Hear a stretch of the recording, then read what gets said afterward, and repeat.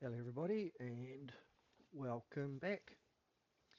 Okay, in this lesson I'm going to take you through something called reference planes slash reference lines.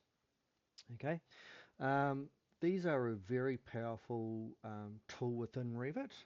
They've got many uses, and what I'm going to show you today is really how you find where the reference plane tools are and show you one but very important way to use them. Okay, and that's at the start of a project. Okay, um, so let's get into it. User story, don't forget to like and subscribe, help me grow the channel. Okay, so going to go back to my ground floor. Okay, and we can remember here that in the last lesson we created a topo solid, which was just a piece of land. Okay, now from a building design perspective, architectural perspective, buildings don't just get plonked down wherever we feel like it. There are typically design constraints, planning rules, etc. Okay, and they are usually called setbacks.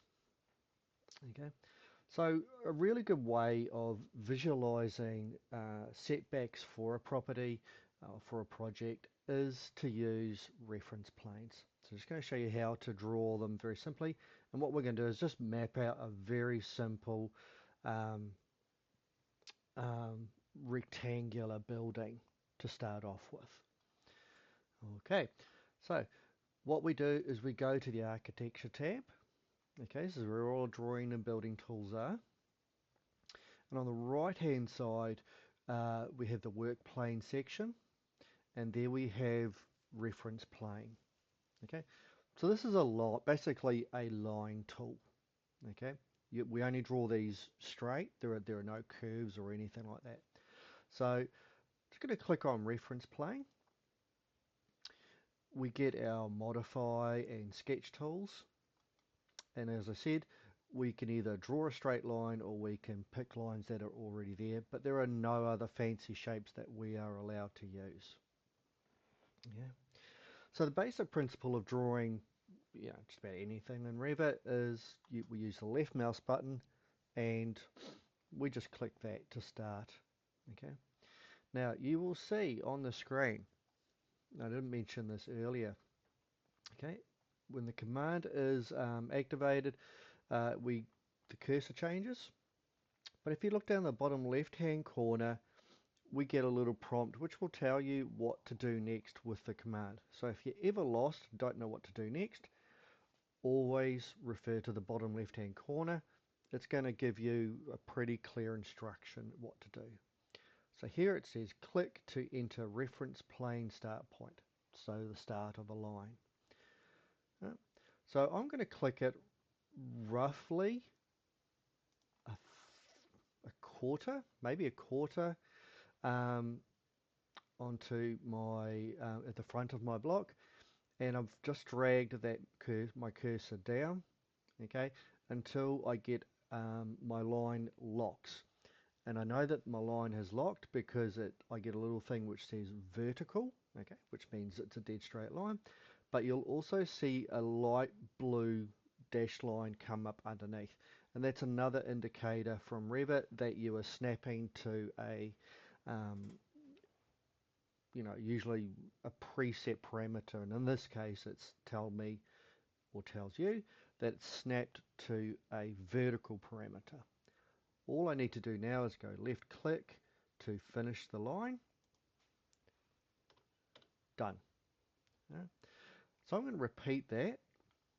I'm going to go back to reference plane. Now if you're into short keys, you'll see there's a short command there called RP. So if I can either click reference plane, or in my thingy here, if I type in RP, I get the same command. Now, as soon as Revit recognizes a keyed in command, it activates. You don't have to press enter or anything like that. So again, I'm going to take my design to maybe a third to the rear, and I'm going to do the same thing. I'm just going to draw a straight line there. I hit the escape button once, and that keeps the command active, but allows me now to draw another line. If I hit escape twice, it will kill the command. It will stop it completely. Okay. I'm going to draw a parameter somewhere about there. Okay, so what's that, half? Maybe a fifth of the way in there. And I'm going to do the same thing again there. Just again, just dropping these lines in. Right. So what I've done there is I've set what we call a front setback to the front of the lot. So I'm going to say where this dimension here is, where it says 10,000 millimeters, I'm going to call that the front. Okay, so this is my front setback. This is going to be a rear setback, or my rear yard. And these two lines here on the top and bottom are going to be my side setbacks. Okay. Now, an extra little gift that reference planes give us is that these aren't just lines that are visible in this view. If I go and have a look at my elevations, so let's go and have a look at I'm going to look from the bottom here, which is my south elevation.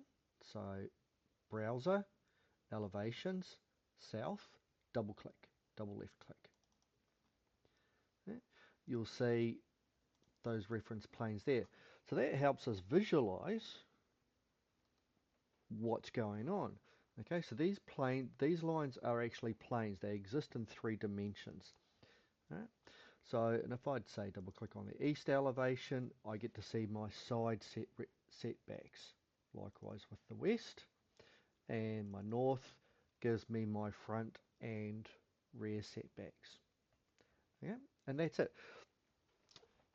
What we're going to do in the next video is show you very quickly how to utilize what we call temporary dimensions to move things around, but that's not going to be a critical element. Okay, but until then, we will see you then.